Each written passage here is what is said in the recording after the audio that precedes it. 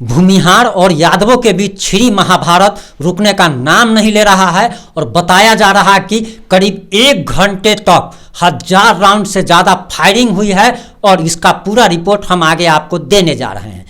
दरअसल ये घटना एक दिन पहले की है, लेकिन हमारी तबीयत खराब होने की वजह से हम आप लोगों तक ये समाचार उसी दिन नहीं पहुंचा पाए थे, जिसके लिए क्षमा चाहते हैं। दरअसल गया और नवादा के सीमावर्ती थाना क्षेत्र जो अतरी थाना क्षेत्र जो पड़ता है, उसमें भूमिहार और यादवों के बीच में 1000 राउंड से ज़्यादा फायरिंग हुई है और करीब 1 घंटे तक हजारों गोलियां चलती रही। हालांकि इसमें किसी के अब तक हताहत होने की सूचना नहीं मिली है। आगे हम आपको इसका खुलासा करेंगे। दरअसल वहाँ पे बालू को लेकर, अवैध बालू खनन को लेकर ये फायरिंग हुई है और बताया जा रहा है कि दोनों गांव के लोग, 2 गांव के लोग हैं और दोनों गांव में दोनों जातियों के लोग, एक भूमिहार का गांव है तो दूसरा यादवों का गांव है और दोनों मिलकर अवैध बालू खनन का काम करते हैं। और इसमें दिक्कत कहाँ पे आ गई? दरअसल जब एक गांव के लोगों का तरफ का जो एक नदी जो है उसके एक किनारे का जब बालू खत्म हो गया तो एक जाति विशेष दूसरे जाति विशेष के एरिया में या उसका जो कब्जा है वहां प्रवेश कर गई और वहां जाकर बालू खनन करने लगी, जिसके बाद ये फायरिंग हुई है। आपको बताते चले कि ये जो हुआ है एक केकर बीघा गांव है और एक कोंडर बीघा गांव है और दोनों गांव में एक भूमिहार का गांव है तो एक तरफ यादवों का गांव है और दोनों के बीच में 1000 राउंड से ज़्यादा फायरिंग हुई है। और दरअसल वहां पर खड़ी गाड़ियों और मकानों को नुकसान पहुंचा है। अभी तक किसी के हताहत होने की खबर नहीं है।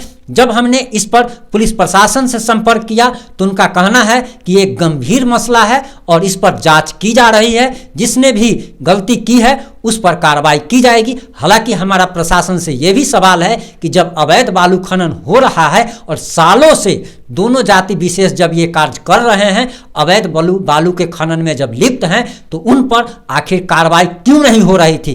क्या पुलिस प्रशासन अवैध बालू खनन में लिप्त था और मिलकर काम कर रहा था? क्या पैसे लेकर पुलिस ने अपने आंख बंद कर लिए थे?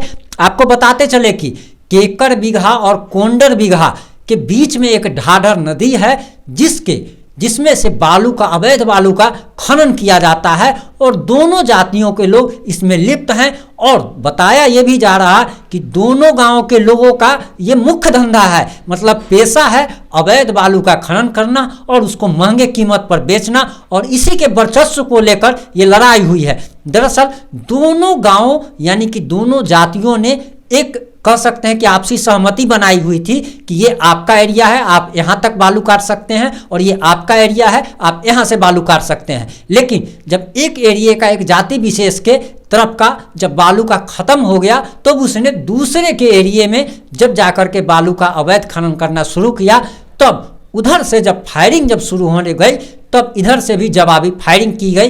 हालांकि 1000 राउंड से ज़्यादा गोलियां चली हैं। आप सोच सकते हैं कि अगर 1 घंटे अगर सैकड़ों लोग अगर फायरिंग कर रहे हो तो कितनी गोलियां चली होगी। हालांकि अभी तक जो सूचना मिल रही है कि वहाँ पर किसी के हताहत होने की खबर नहीं मिल रही, लेकिन बताया ये जा रहा कि लगभग दर्जनों लोग मारे गए हैं और उनका चुपके से अंतिम संस्कार कर दिया गया है। और ये सरकारी डाटा के अनुसार यही बताया जा रहा है कि हताहत नहीं है, लेकिन ये बताया जा रहा कि दर्जनों लोग इस गोलीबारी में मारे गए हैं और चुपके से उन सभी लोगों का, जो भी मृतक थे, उनका अंतिम संस्कार कर दिया गया है। आपको बताते चले कि कटिहार में जो गैंगवार जो हुआ था, जो हत्याकांड जो हुआ था जिसमें 5 यादवों की हत्या की गई थी, उसके बाद भूमिहार और यादवों के बीच एक महाभारत छिड़ गई थी। सोशल मीडिया पर भी भूमिहार एक तरफ और यादव एक तरफ हो गए थे और दोनों ने महाभारत का ऐलान किया था, जो कि अब रुकने का नाम नहीं ले रही है,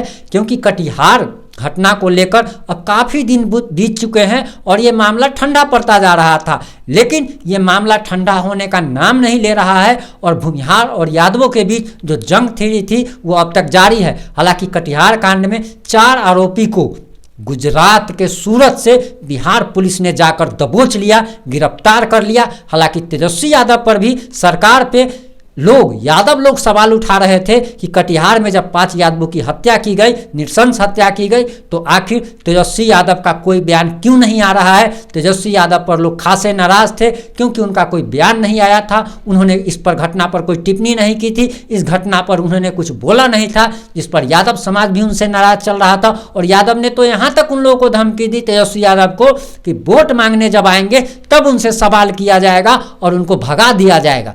हालांकि ये जो घटना अभी जो हुई है अतरी थाना क्षेत्र की है, जहाँ पे 1000 राउंड से ज़्यादा गोलियां चली है और वहाँ पे लगभग 1 घंटे तक फायरिंग की गई है। जैसे ही इस मामले में कोई नया अपडेट आएगा हम आप तक जरूर पहुँचाएंगे। तब तक बने रहे हमारे साथ। जय हिंद, जय भारत, जय बिहार। वीडियो को शेयर कर हमारे फेसबुक पेज को लाइक करना एवं यूट्यूब चैनल को सब्सक्राइब कर बेल आइकन दबाना ना भूले। जय हिंद, जय भारत।